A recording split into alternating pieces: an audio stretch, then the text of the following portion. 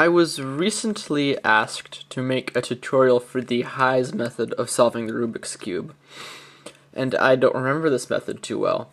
So I went back to try to relearn some of the more artsy parts of it, and I realized that in order to do well in the Heis method, you have to know the Petrus method pretty well. So since I was kind of relearning Petrus to make the Heis tutorial, I decided to make a Petrus tutorial in the process. The Petrus method is a method that's based off of move efficiency and block building. And so it will take less moves than something like Friedrich will, but the moves will be harder to do because they're not as 2-genish like the F2L is. The pure Petrus method is made up of 7 steps. However, you can add in a little bit of Friedrich towards the end and make it 6 or 5 steps, depending on what you like. So, here are the 7 steps.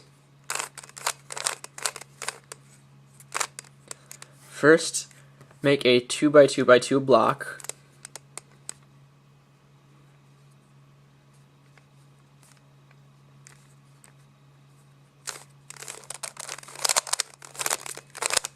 Then extend that 2x2 block to be a 3x2x2 block.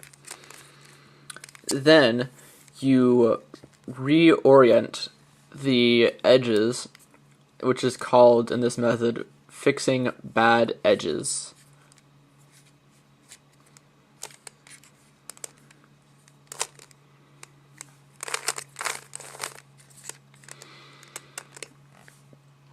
So that's step 3.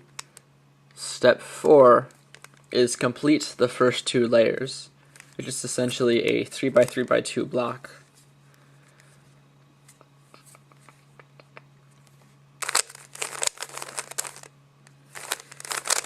I screwed up there. Now this is where you can take Friedrich and make the method faster. But for more move efficiency, you can continue on with the Petrus method.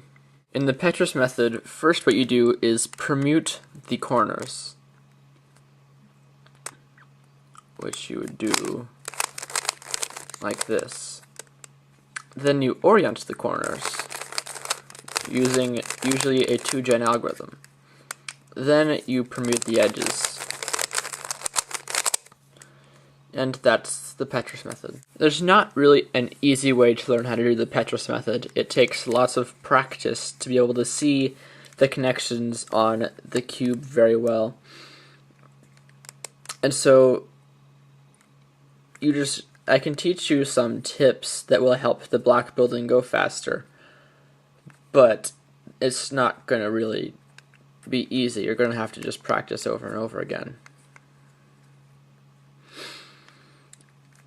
Basically, what block building boils down to is connecting pieces that go together.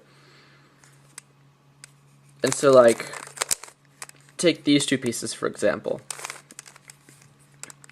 I would have to know from right here that these 2 pieces can be put together in one move, like that. And then since this piece was right here, I can say, well, if I move this piece right here, and then move this piece over here, then these 2 pieces will be connected. And you can see that because the yellow matches up with the yellow, and the red matches up with the red. And you can see the same thing right here, yellow with yellow, and red with red. And so from this point, you would probably make this 1x1x2 block into a 1x2x2 block. And to do this, you're going to attach this piece into a situation like this, where you have a center matched up with another edge. Now this is where just intuition comes in. You have to see a center that's these 2 colors or these 2 colors, like yellow, and then find the edge that's this color and the color that is the center. So green, green, and yellow, yellow, yellow. Then I connect them.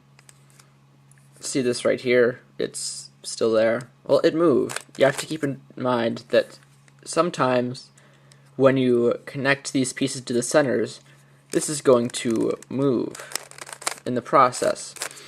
And you have to keep an eye out on that, because sometimes you're going to end up breaking them. Like if it were right here, you would break it in the process. So you have to make sure that you don't break them, and if you move them out of the way, you keep track of them. And so then it's fairly easy to connect. You line it up so that the colors match up,